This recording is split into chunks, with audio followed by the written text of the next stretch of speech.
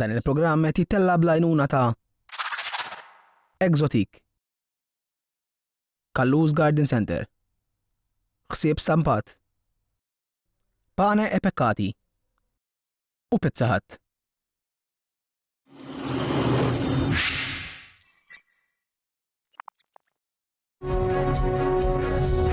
Intminent huwa produzzjoni imtella mill-istudenti tat-tielet sena tal-Baċċelarat fil-Midja fl-Istitut tal-Arti Kreattiva. Fiħdan l-Emcast.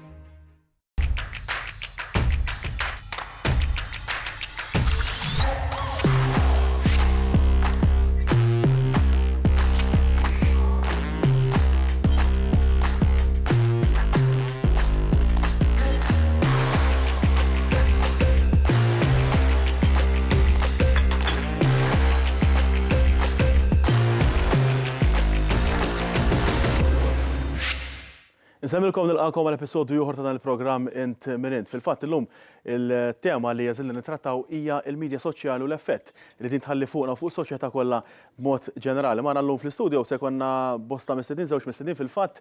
Se nibdew l-ewwel niltaqgħu mal-preżentatriċi Claire Agius Ordway u se nkunu nitkellmu u niddiskutu nitlu ftit ukoll fid-dettall dwar il-midja soċjali u x'inhuma l-pożittiv u anke negattiv tagħha. Se naraw ukoll kif bosta persuni anka jimmanipulaw ir-ritratti tagħhom sabiex jġibu aktar likes u aktar followers. Qabel iżda niltaqgħu mal-ewwel mistiedna tagħna llum se ngħaddu biex insegwu servizz illi ħejna nsegwu.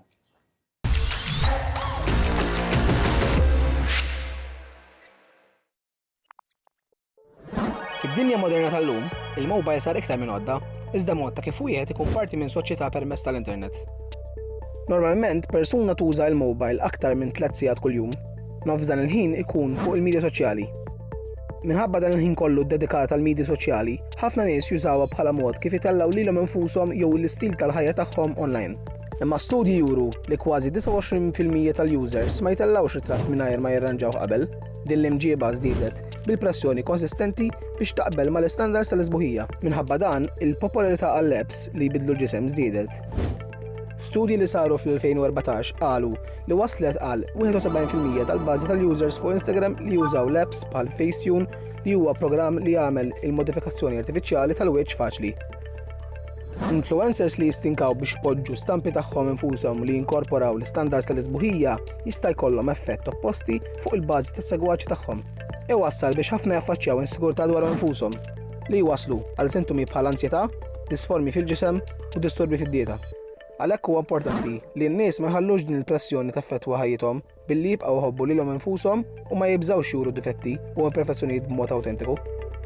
Billi tuża l-midja soċjali biex taqsam kontenut li jirriflettilek innifsek u twemmin tiegħek qed turi l-identità awtentika tiegħek.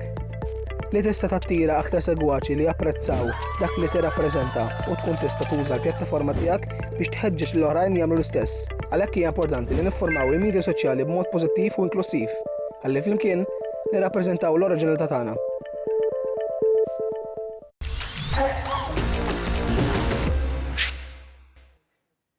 Lura magħna hawnhekk fl-istudios nintroduċi l-ewwel mistiedna tagħna llum Claire Agius Ordway. Grazzi tal-li lqajt l-istedina tagħna spera tinsab tajba. Grazzi intom ħafna u kif bdejt nara l-feature dan huwa suġġett li affaxxinana ħafna u li nkollu nipprova naqra u nistudja u nara kif qed jaffettwana. Ġifieri vera qed nieħu pjaċir li qedaw għaliex għandha ħafna xi ngħid. Bdejt ngħid mamma mija tant hemm affarijiet li qrajt fuqhom, ma insomma ħanħalli lilek tigwidani.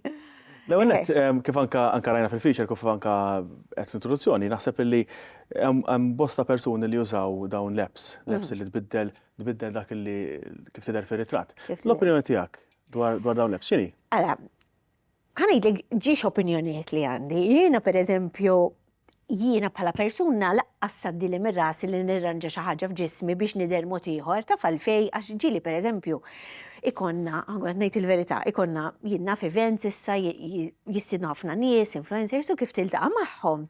Tgħid il-mamma mija u jien ma nixtieqx dak l-effett fuqi, fimt ġifieri ma nixtieqx ngħid il-alluk Claire kemm differenti basta tidher kollha. Minnaħa l-oħra. Ma tarafhomx kważi. Ma tarafhomx. Ġifieri u ddejjaqni li pereżempju inti kif qed tgħid inti ma tkunx awtentiku għax dajjek jiena jinnaf għandi widnejja mawġin. Għalfejn għandi nirranġa mbagħad meta niltaqa' ma' xi ħadd dak il-ħin jgħid tara dik kif inhi. Minnaħa l-oħra nifhem illi jien nieħu mit-ritratt u nażel l-aħjar wieħed, at the end of the day dak huwa x-xogħol tiegħi u rrid nidher bl-aħjar mod. Taf kif ġifieri jiena nifhem għal jisma' dak li jkun. Ħajtella l-aħjar ritratt illi u jekk jista' jagħmillu jinnaf filter żgħir biex id-dawl jiġi aħjar, jien nippreferi mmur nieħu selfie quddiem it-tieqa fejn id-dawl milli mmur nieħu selfie fejn hemm id-dla ma ħajoħroġ li d-difetti kollha. Ġirdini jagħmillew id-dinja fl-aħħar mill-aħħar. Kasi ma dak ikun forsi kollox ponta jew da, forsi neħħija. Mhux ovvja li ħadd naħħija minn jixtieq jidher bil-ponta fuq ir-ritratt. I mean, ħanejlek, din hija opinjoni ħafna ma jaqblux miegħi. Pereżempju, issa qed jagħmlu ħafna fuq is-social media fej pereżempju mara tidher turi iċ-ċellulite kollha bħal mandijin fil-ġemp, pereżempju, jidher which is fine, għaliex huwa tajjeb illi inti tara isma' inti m'intix waħdek, imma mbagħad jiddependi ħafna mill-karattru. Jien pereżempju persuna li nħobb inħares lej min u aħjar minn nifċertu affarijiet biex jien nimmotiva ruħi, ħalli nipprova nasalem. Mhux ngħid, orrajt tara din pereżempju għandha hekk mela orrajt jien u nintelaq, fimt dik. Ġifieri dak imbagħad jiddependi mill-karattru. Però huwa sabiħ li tidher awtentiku. Jien pereżempju fuq l-Instagram tiegħi nidher mawġa li ma ngħidlekx, nidher kolli jara, u mbagħad meta ikolli pereżempju xi photoshoot u nkun nidher ta' nies fajnejja u pjaċir li wkoll. Ġifieri da fl-aħħar mill-aħħar kulħadd jew pjaċir. Taħseb li hawn apparenza falsa iżda fuq-social media? U żgur huwa u ħafna, pereżempju jien anke nibda nara l-stories pereżempju u jkun hemm evidenti illi kultant ikun hemm nies, jien taf x'tinkwetani li hemm pereżempju ċertu nies li vera huma sbieħ naturali u jagħmlu filter, u jien nibda ninħaraq id-dar, nibda li dawl fejn jagħmlu filter pereżempju biex wiċċhom jidher qisu bil-ħadita tal-modija, jiena dik taf kif iddejjaqni. Min allura nifhem li wieħed ikun irid jidher tajjeb imma not too much. Ma badder again isma' jiena ma kontx meta kont żgħira ma kontx social media, jiena dejjem ngħidha di ġifieri aħna issa we're inundated biex nidhru tajjeb u hekk. Jiena l-oħra isma' jien niftakarni id-dar, nara l-magazines, daw kien hemm dejjem is-supermodels li kienu Cindy Crawford u hekk u daw dejjem tajbin u perfetti u b'kollox perfett u jien kont ngħid illallu niftakarni ngħidu kemm jien taf kif. Bidel kemm dak l-elementi ġifieri ovvjament. Kien hemm da anke kien hemm fi żmien kien hemm il-magazines tifu sorriżi kanzoni daw dejjem kienu jeżistu u dejjem kienu jġibuhom perfetti. Fimt issa li għandna wir influss, jiġifieri qabel tixxi magazine u taraħ at your own leisure wara l-iskola, issa l-problema hi li inti tqum u torqod tara daw l-affarijiet. Allura b'xi mod ħadd jiġi influenzat taf kif. Sentalo fuq l-screen xi ritratti fil-fatt sabiex naraw anke persuni li kif jeditjaw ritratti tagħhom. Ma nafx taħseb dwarhom dawn. Iva, mela. Dan huwa Kris Jenner. Eżatt. U xek. Issa jiena Gordon Ramsay. ħanejdek il-verità. Daw tnejn tellgħu minnhom it-tnejn ġifieri. Fil-fema tiegħi għamlitu laqazzejiet, ġifieri ovvja li wiċċa ma jidirx hekk li nies dik kbar minni ġifieri jien għandi dik mhix daqskemm għandha fil. Tat indikazzjonijiet hawnhekk. Kif eżatt. Minnaħa l-oħra, jiena nifhem li ħatirranġa ritratt għaliex hi taħdem f'dan l-ambitu fejni taħdem fl-ambitu ta' żbuħija u tidbih fimt ix-xogħol li tagħmel. Jien nifhem li Gordon Ramsay jiġi jitmellaħ li jidher ikraħax u moħħu biex ibih l-affarijiet li jsajjar. Imma jien nifhimha fil-opinjoni tiegħi ranġatu ħafna, ġifieri jidher li ranġat ħafna, ma fimt nifhimha li hi ħatirranġa ritratt. Palma jagħmel kulħadd. Isma' darru kien hemm din il-quote vera tajba. Ħadd ma juża għal Facebook page, ħadd ma juża l-ritratt tal-ID card, għax fir-ritratt tal-ID card probabbli kulħadd jiġi jikra. Ħadd ma juża dak fil-Facebook page, il-Facebook page tażel il-profile picture jew l-Instagram li sbaħ li tidher. Lili minn dan issa, bħala għall-udjenza żagħżugħa speċjalment taħseb il-midja soċjali timpattom forsi żejjed, forsi tef tkun negattiva għalihom? Mela. U tinkwetani kemm li għażażaħ tagħna, kemm għaż-żgħar, anke għall-kbar, ġifieri jiena tinkwetani għaliex inti qisek hemm ċertu standards li trid timxi magħhom, fimt? U l-problema li kbar waħda li qed nara li di tinfluwenza l kulħadd u ma jiġi l-ebda guri jgħidli li mhux vera. At the end of the day, aħna we are addicts to social media. U il-validation minn għand ħaddieħor tinfluenzana trid u ma tridx tista' mhux tajt jiena ma nagħtix każ. Irridu naħdmu ħafna fuqna nfusna biex aħna ngħidu isma' jiena kuntenta imma da kollu santu ċajt jekk ittella ril u tmurlek viral mhux ovvja li ħadu pjaċir, ġifieri unfortunately qed ngħixu f'dik l-era fejn aħna l-ħin kollu kostantement qed niġu pereżempju qed nieħdu l-validation tagħna minn terzi persuni. Which is sad. Makku, eżatt. Which is sad li rridu nagħmlu hija x'di qatt ma tissolva. Din hija tkompli tikber it-tfal tagħna qed jgħixu fiha, qed jikbru fiha. Irridu nsibu ways and means kif aħna tipo immorru l-bot mis social media u nsibu l-pjaċir tal-ħajja f'affarijiet sempliċi b'mixja u connection ma' persuni li qed nitilfu għax kif qalu fil-feature. Aħna l-connection tagħna tinsibuha fil-mobile u mhux qed insibu l-bżonn li għandna we need to find connection li. Tant qed insibu ħin li jasma' we're satisfied id-dar, li ħer noqgħod id-dar ta' u noqgħod nagħmel kuntatt fil li qed nitilfu dik il-connection reali, fimt, u qed nitilfu dawk l-affarijiet. Però iżda minnaħa l-oħra forsi taħseb li l-medja soċjali kapaċi li dak li jkun ġelu jħossu aktar konfidenti bih nifsu, anke l-fatt forsi li tkun validazzjoni ta' ftit ħin. Ismani, jiena il-social media għalkemm fi ħafna ħażin nkollu nistudja kif ħaneħles minna u kif ħannaqqas il-ħin u kollox, on the other hand fi ħafna tajba jien meta nkun jien naf għaddej għamil xi problema, nidħol f'podcasts, insib lajnuna, insib kodba mis-social media, nixxi dal-kodba li jgħinuni li fil-ħajja tiegħi. Ġifieri hemm ħafna affarijiet tajbin, ħafna mill-lajnuna meta kont fi żminijiet ħżiena sibta permezz ta' podcasts, insib jew nies, insib jien naf nies illi jifhmu f'dawn l-affarijiet u nfittex l-informazzjoni. Ġifieri hemm ħafna affarijiet tajbin, fim? U isma' fl-aħħar mill-aħħar jekk inbilli t-tella nisla tkun ħadd jgħidlek kemm inti pulita mhux ħaġa sabiħa, x'fiha ħażin. Il-problema hija li jekk inti ħajtek tiddependi minn dawn l-affarijiet li jekk isma' ma jgħidulekx proset inti ħadd ħażin. Fint dik. Eżatt. Mbagħad jidħol il-bullying jitlu ħafna saffi oħra tagħha. Il-problema meta is-social media tibda tinfluwenza lek ħajtek illi inti ħadkun imdejja u ħadkun anzjuż u ħadkun depressed. Hemmhekk il-problema li hija ġlieda kostanti għal kulħadd. Sanaddu xinsegwu fil-fat feature ieħor. Fil-fat se ntrattaw f'dan il-feature f'sitwazzjonijiet fejn forsi persuna tara xi ħaġa iżda li meta mbagħad fil-ħajja reali tkun pjuttost differenti milli tkun assumiet li insegwuh.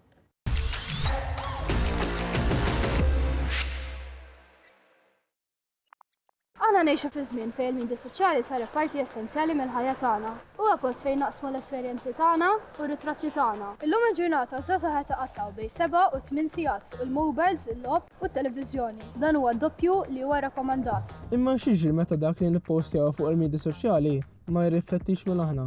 U x'jiġri meta nibdew noħolqu xejn follows biex niksbu l-likes u l-followers. Illum se naraw kemm huwa faċli tiffalsifika tibta ħajja online. Tlaqna.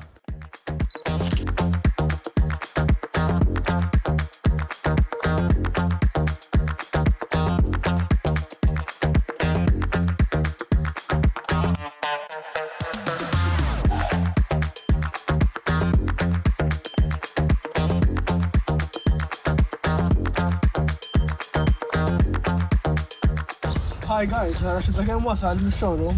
Literalment korozza li tlita bissa u Malta minna. Mux għattamel? Għidu t-rekorda?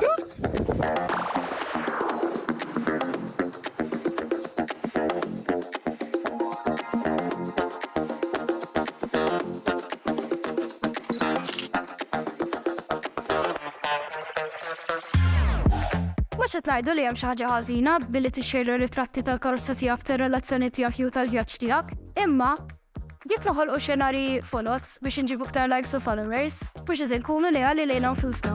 Massimo. Bowling.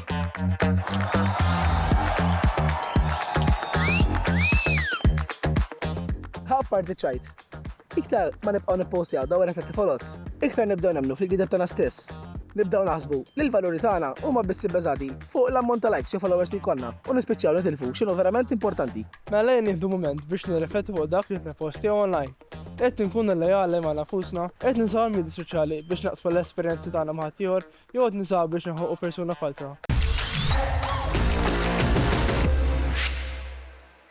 Lura ma hawnhekk fl-istudio wara dak il-feature li segwejna nilqgħu wkoll il-Timija Farrugia, fl-istudio grazzi tal-ilqajt l-sena tagħna. Rajna ovvjament bosta sitwazzjonijiet hemmhekk dak il-feature li kif rajna jiġu aċċentwati bosta affarijiet. Nassigurakom anke li ritratti li jrew tiegħi dak żgur mhux vera. Dak mhux vera? Issa. L-aħwa kienet tixxukjani. Iva, ma kienx jidhru. Dak li rajn iżda, ovvjament, jaf konna sitwazzjonijiet li persuna tiġi ingannata fil-verità. Kemm hija inkwetanti sitwazzjoni bħal din li lil mill-ingann anke għalfejn persuna tħossha li għandha tagħmel daw it-tip ta' sitwazzjonijiet. Bħalma kienet tajt clear qabel, diffiċli għax tkun naħseb tħossok pressured ħafna u tara nies li jidhru perfetti fuq is-social media, tara nies li forsi tixtieq li tidher bħalhom, jew ma naħseb trid tiġi minnek biex tkun biex tajt isma' jiena niderek u daqshekk. Ma tistax dawn l-affarijiet ma tistax tbeddilhom hekk, mhumiex jiena bħalissa niderek u qasħaq not inħossni ħażin għax within the next 5 minutes jien ma nistax insir bħal dik il-persuna. Eżatt. Imma tista' tibdilha. Bilux kontet naqra di vera kienet interessanti li inti tista' toqgħod tara l xi ħadd toqgħod tindanna x'inti. Jew kella you get inspired. U tajt isma' x'inhi dik il-ħaġa li nixtieq naħdem fuqha. Importanti tużaħħa dak l-aspett huwa. Eżatt. Ġifieri dik hija imma jien kif konna qed ngħidu anke ma jien qasta dilli minn rasi li nagħmel li nifsi it-twal pereżempju. U mbagħad kif jarawni ngħidu wara di sa tapp pereżempju. Għax jiena li hija diżappunt kbir fim dik minn hekk jiġi mill-persuna wkoll. Fil-fatt naħseb li fenomenu li dal-aħħar snin kompla jikber f'Malta u dak nisejħolhom l-influencers. Bla ma jridu dawn għandhom ċertu responsabilità sal-fatt li social media komplet tikber u dawn espandew f'dan u komplew jimirħu fil-social media. Kemm importanti li anke l-influencers jippostjaw kontenut autentiku? Ara, jiena naħseb l-aktar ħaġa li ngħid importanti li nsemmu li kull influencer ħanajdu hekk ikollhom kontenut differenti. Ġifieri xi ħadd ikun forsi fuq beauty, xi ħadd ikun fuq sport. Imbagħad jiddependi.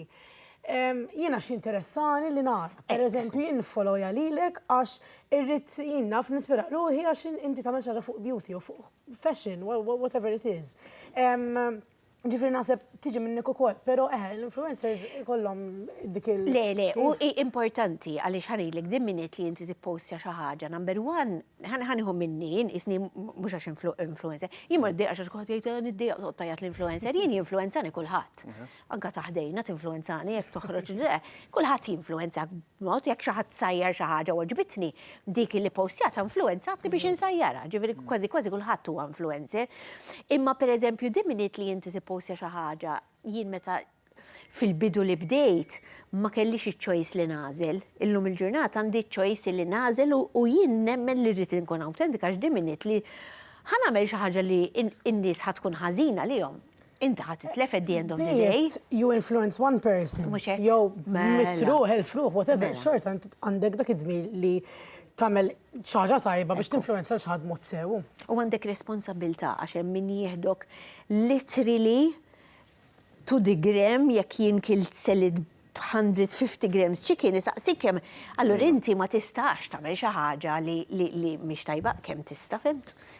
L-aħħar domanda likom it-tnejn. Ġek ġilix kelkom situazzjonijiet ovvjament fuq il-media soċjali fejn followers tagħkom għalkom kummenti negattivi. U kif trattajtuha? Alla ħares noddu kull darba naħseb. Kif mirna xikom tiddijaw magħha l-ċela ħanejla, jiena vera naf illi kull darba li nippostja ritrat jien ngħid da min jaf se jgħidu. Kieku nagħti każ laqas nippostja nofs l-affarijiet li nippostja. U jekk ma rridx illi għaddu l-kummenti negattivi, nippakkja l-bagalji u nitlaq. U ma nagħmel xejn u ma nidher imkien. Imma jiena jaqni min jivvinta affarijiet għax u biss ikun jafek, milux kien hemm xi ħadd li kollu jgħid di ma tagħmel xejn pereżempju u di għandha lajnuna u di qasnaf minn il-mara fejn taf x'għandi. U l-kera taf x'inhi li once li xi ħadd jibda hekk l-oħrajn ikomplu magħha. Tibtiħa tisa. Ġifieri jiena naqla ħafna kommenti negattivi u kemm ħaġili biex jitqu bija pereżempju jaraw story tiegħi u nibgħat għalilek ngħid orodi kemm edha sew u biżbal jibgħatu għalili. Ġifieri tiġrili ħafna. Ma jiena konxja li jisma' jekk ma rridx ma nippostja xejn. Fimt? Nis dejjem sebu xi ħaġa dejjem. U l-maġġoranza ma jsegwukx għax ikun hemm ħafna jħobbuk, imma l-maġġoranza ma jsegwux għax jħobbuk, il-maġġoranza jsegwuk biex jgħidu hemm ħafna. Hemm ħafna tajbin ukoll ta' ġifieri hemm tajjeb. Però naħseb once li tkun fuq social media inti tkun lesta għalihom. Ma nistax ingori għax naqla l-kummenti ħsiena, nkella tgħidlek nagħlaq kollox. Il-ħajja pubblika hija dik li. Claire, grazzi ħafna tal-kont magħna se nkomplu t-tieni parti tal-programm, fil-fatt ma' Timejja Farrugia. Iżda qabel nkomplu bl-intervista tagħna se nkunu ngħaddu għal feature ieħor dwar l-importanza li jkunu awtentiċi, nuru l-awtentiċità tagħna. Nsegwu.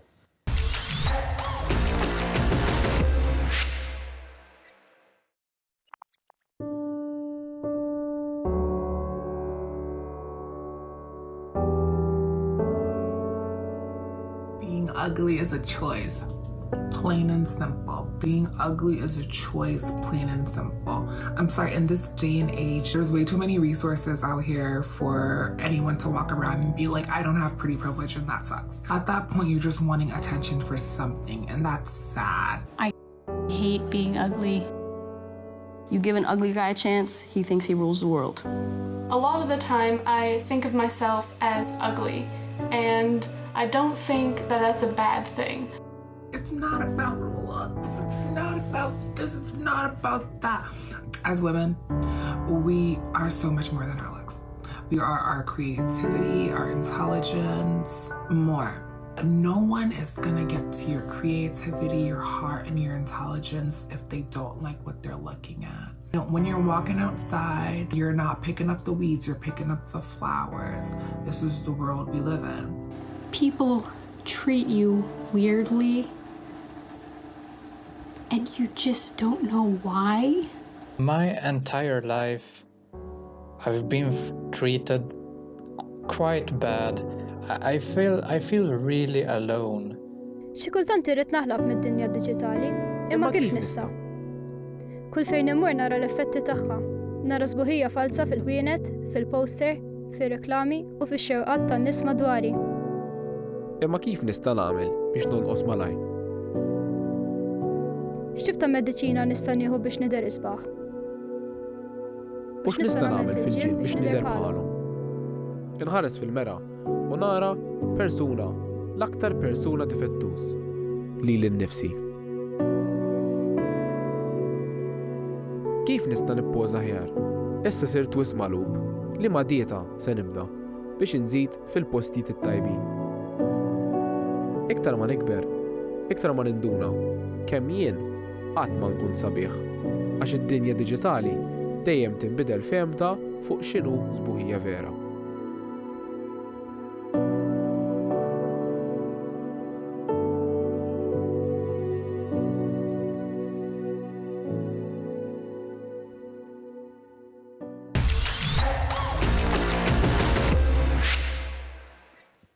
Lura hawnhekk magħna fl-istudio se diskussjoni se tkompli ma' Timejja Farrugia. Timejja, grazzi li komplejt hawnhekk magħna. Fil-fatt saqt nisaqsik jekk kienx qatt hemm sitwazzjonijiet fejn tara influencers, tara post tagħhom u jekk dawn ġerux tħossok mod differenti fuq innifsek? Naħseb kont. U naħseb hija xi ħaġa li kulħadd jgħaddi minnha li tara l ħadd fuq social media u tajt il-lamidan kemm nixtieq li jew għandi dil-ħajja jew għandi ħbieb bħalhom jew nidher bħalhom. Però naħseb issa qiegħda f'punt li ngħid jien għandi nkun grata tal-li jiena u tal-li għandi u tieqaf tikkompara, però it's much easier said than done u mhux qed ngħidlek li dejjem jirnexxieli nagħmilha. Però tiġi f'punt naħseb li jekk trid qesek tuq naqra fuq tiegħek u tajt isma' ma jistax ikun li jiena nibqa' nqabbel lili nnifsi ma' nies oħrajn. Rajna xirtati wkoll fuq l-iskrin sattant tiegħek.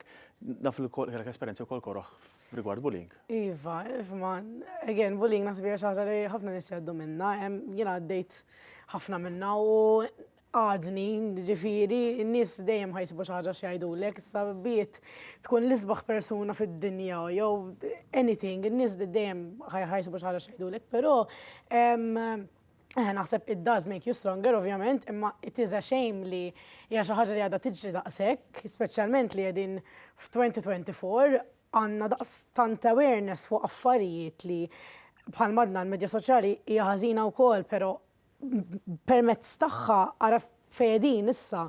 Jiġifieri avvanzajna, so it's a shame li daw l-affarijiet għadhom jiġru u għadhom jaffettwaw ħafna nies, ovvjament ħajaffettwawhom. Żgur forsi inti persuna b'saħħtek u tidher ċar li bqajt għaddejja, ma kif kien nexxielek tibqa' għaddejja fil-verità? Ma wara li tgħaddi minn daqshekk mhux ħanajdlek tidrata, imma tiġi f'punt li naħseb you hit rock bottom u mbagħad tajt okej, issa ma jistax ikun li nibqgħu sejrin hekk. Imma Fimma meta tkun għadek żgħir tkun għaddej minn affarijiet hekk, inti ma tkunx taf kif ħataqbad tagħmel. I mean, ir-ritrat li rajna naħseb kienu from around age 8 till 16. Mela jien mela għandi 8 snin u qed jgħajjuru nitfal, mela jien nafx ħan nagħmel. Fis-sens. Iktar ma tikber ovvjament iktar tidħol maturità, aktar forsi trabbi qoxra wkoll. Eżatt, trabbi qoxra. U dik hija xi ħaġa li naħseb kelli nagħmel biex nieqaf nieħu dal-ħejt kollu just too hard, għax int minn ma trid ovvjament jekk xi ħadd jaqlalek daqshekk, ħadd personalment mhux ovvja. So kellek kollok trabbija dik il-qoxra, imma naħseb issa qiegħda f'punt li rabbejt għall-qoxra imma issa ngħid it doesn't affect me anymore, għax naħseb meta xi ħadd ikun kapaċi jgħid affarijiet daqshekk disgustanti l-persuna, jirrifletti aktar fuqhom milli fuqek. Ekku, eżatt. Fil-fatt inti ovvjament imbagħad kellek esperjenzi nazzjonali sarejt, meta kont kanta qudiem kompetizzjoni kbar, ġifieri żgur mhux forsi li naħseb anke dik tgħinek sabiex dak il-kummenti forsi negattivi u ovvjament anke pożittivi li jkollok ta' ġifieri, imma tieħu l-negattivi, tieħu l-pożittiv u tara inti x'tagħmel bihom bad kif tużhom għall-ġid tiegħek u għall-iżvilupp tiegħek ukoll.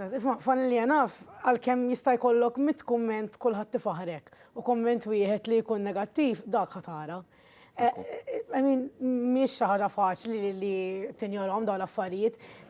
Meta kont qed nagħmel dal-programm u kont taf kif qed jarawni ħafna nies, il-kommenti kienu sbieħ, imma dejjem kelli komment qgħod attenta x'tilbes eżempju għax picture to peace, whatever. Mhix xi ħaġa li n-nies ma jinjorawhiex, ġifieri tistennihom dawn l-affarijiet forma qalet Claire tkun lesta għalihom. Ekku. L-aħħar domanda fil-qosor lura l-medja soċjali. Taħseb li l-medja soċjali toħloq realtajiet mhux realistiċi, apparenti mhux realistiċi għal-nisa? Iva. Però naħseb qed navvanzaw għall-aħjar issa, fis-sens is-social media qed tikber u n-nies qed jitgħallmu kif jużawha biex jinfluwenzaw in-nies b'mod pożittiv nemmen, però jiena tip ta' persuna li n-nies li nifollowja pereżempju fuq Instagram ikunu nies li jmotivawni mhux nies li ngħid di ħatwaqani ħażin jekk nara pereżempju. So mbagħad naħseb tibni ċertu mentalità li you support the people around you u n-nies li jkollok madwarek ikunu jissapportjaw lilek ukoll taf kif. Grazzi ħafna li kont magħna, grazzi ovvjament tal-ħin tiegħek u tal-insights interessanti li tajna matul tal-programm. Kenna wkoll magħna lil Claire Ġusordi tal-programm li matulu tkellimna dwar il-medja soċjali u kif taffettwana n-negattiv u anke il-pożittiv ta' dan il-fenomenu li fl-aħħar snin dejjem rajni jkompli jisplodi ġewwa pajjiżna u anke b'mod globali. Grazzi wkoll lilkom illi segwejtu programm ieħor int minn niltaqgħu sa fl-episodju li jmiss.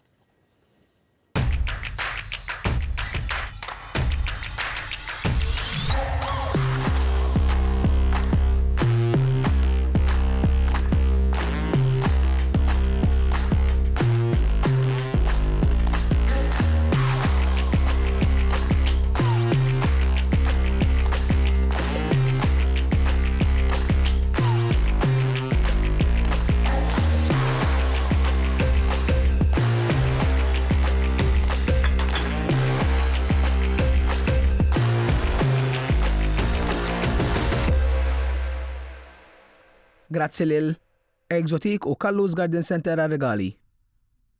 Ħsib stampat għall-għajnuna fis-sett. Pane epekkati u pizza ħadd għall-ikel.